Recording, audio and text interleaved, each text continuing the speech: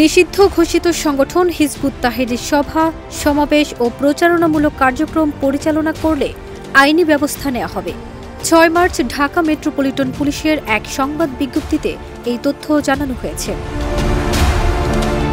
বিজ্ঞপ্তিতে বলা হয়েছে, হিজবুত তাহরির বাংলাদেশের আইনানুযায়ী একটি নিষিদ্ধ ঘোষিত সংগঠন। জননিরাপত্তার প্রতি হুমকি বিবেচনায় ২০০৯ সালের ২২ অক্টোবর সরকার হিজবুত তাহরিকে নিষিদ্ধ ঘোষণা করে।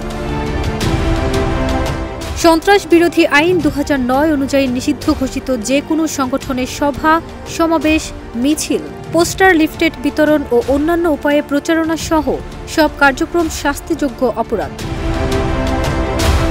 তাই হিজবুত তাহরির সহ নিষিদ্ধ ঘোষিত কোনো সংগঠন সভা, সমাবেশ ও যে কোনো উপায়ে প্রচারণামূলক কার্যক্রম পরিচালনা করলে প্রয়োজনীয় আইনানুগ ব্যবস্থা গ্রহণ করবে পুলিশ।